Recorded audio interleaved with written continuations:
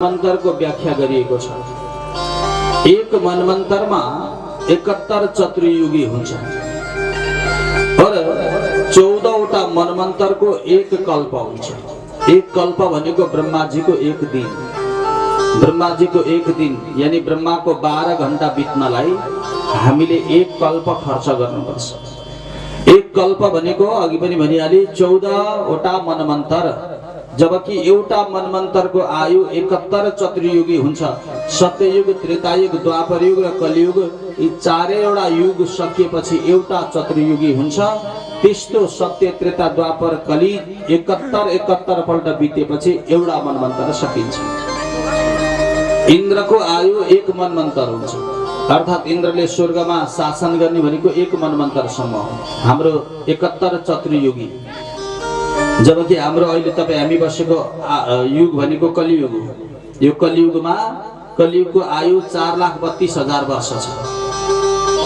त त्यो कलियुगी समय अनुसार तपाईं हाम्रो आयु जम्मा 100 वर्ष छ।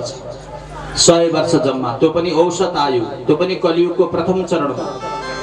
दोस्रो चरण लागेपछि त मनुष्यको आयु 60 वर्षमा झर्दछ, भविष्य पुराणमा लेखिएको छ।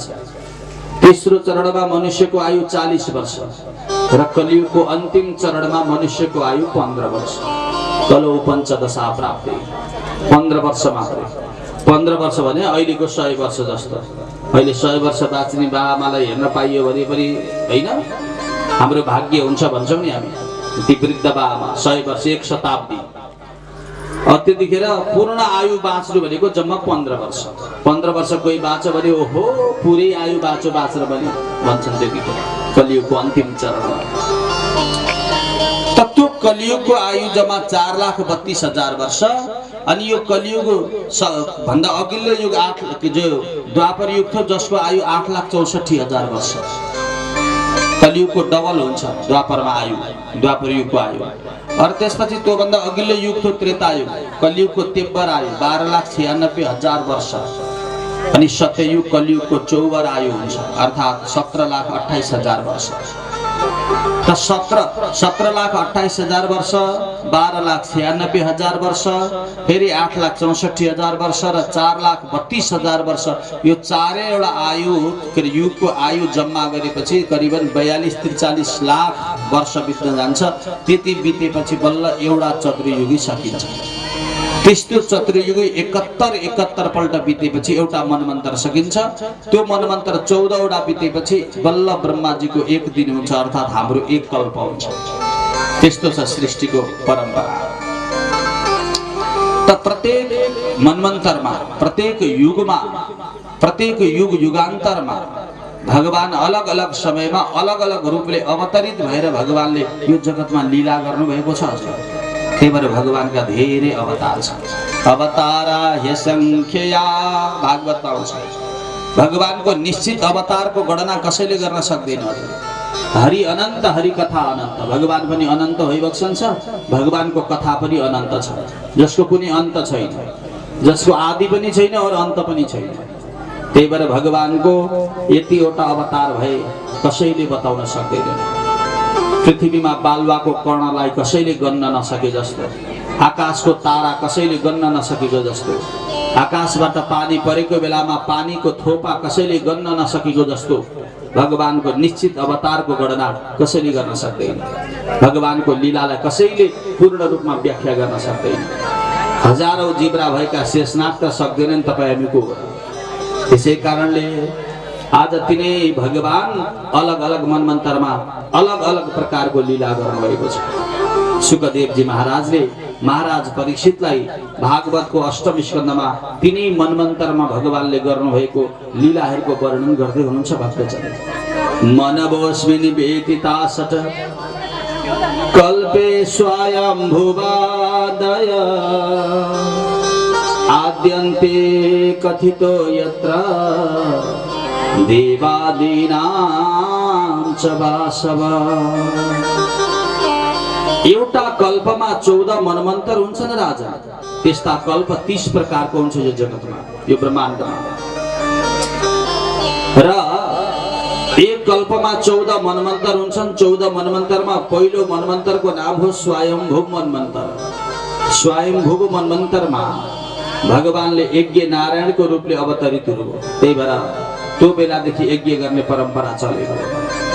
त्यही भएर यज्ञ नारायणको प्रतिस्वरूप हो। जुनसुकै हजुर यज्ञ गर्नुहुन्छ नि सम्झनु नारायणको आराधना गरेको भन्ने बुझ्नुपर्छ। दोस्रो मनमन्तरको नाम हो स्वारोचिस। स्वारोचिस मनमन्तरमा भगवानले विभु नामले प्रसिद्ध हुनुभयो। भगवान अवतार ग्रहण गर्नुभयो र आजीवन नैष्ठिक ब्रह्मचारी रहनुभयो। भगवान ब्रह्मचर्यको परम्परा दोस्रो मनमन्तरबाट प्रारम्भ भएको। अहिले हाम्रो समाजमा संसारमा विभिन्न पन्थ सम्प्रदाय विभिन्न धर्महरूमा ब्रह्मचारी परम्परा जो चलेको देख्छौँ नि हामी। विरक्त परम्परा, चेलाचेलीबाट चल्ने परम्परा, विवाह आदि नगरिकन सबै कुरा त्यागेर जुन परम्परा चलाइन्छ त्यस्तो परम्परा ब्रह्मचारी परम्परा।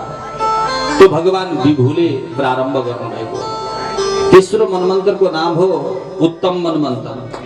उत्तम मनमन्तरमा भगवान इन्द्रको सखा बनेर अवतरित हुनुभएर सारा दैत्य असुरहरू राक्षसहरूलाई भगवानले नष्ट गर्नुभयो। चौथो मनमन्तरको नाम हो तामस मनमन्तर। तामस मनमन्तरमा भगवानले गोहीबाट हात्तीलाई बचाउनु भएको कथा आउँछ। पाँचौं मनमन्तरको नाम हो रेवत मनमन्तर। त्यतिखेर भगवानले वैकुण्ठ रूपले अवतरित भएर वैकुण्ठ धामको रचना गर्नुभएको। भगवान नारायण बस्ने ठाउँ वैकुण्ठ। त्यो वैकुण्ठ धाम भगवानले पाँचौं मनमन्तरमा बनाउनु भएको थियो। छैठौं मनमन्तरको नाम हो चाक्षुष मनमन्तर। चाक्षुष मनमन्तरमा देवता र दानवहरू मिलेर समुद्रको मन्थन गरेर अमृत प्रादुर्भाव गरेका थिए। 14 प्रकारका रत्न निक्ले जसमध्येमा अन्तिममा भगवान धन्वन्तरीले अमृत प्रादुर्भाव गर्नुभयो। भगवानले मोहिनीको रूप धारण गरेर अमृत देवताहरूलाई पिलाउनुभयो, दैत्यहरूलाई मदिरा पान गराउनुभयो। यो भगवानले छैठौं मनमन्तरमा लीला गर्नुभयो। सातौं मनमन्तरको नाम हो वैवस्वत मनमन्तर।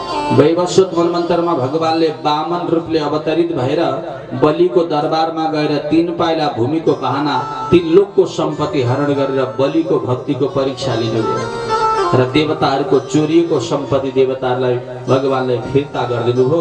वामन अवतारको कथा भगवानले त्यो लीला सातौं मनमन्तरमा गर्नुभएको हो। जुन मनमन्तरमा अहिले तपाईँ हामी बसिरहेका छौँ। अहिले हामी बसेको मनमन्तर सातौं मनमन्तर हो। आठौं मनमन्तर सावरणी मनमन्तर। अब यो मनमन्तर सकिएपछि सावरणी मनमन्तर आउँछ।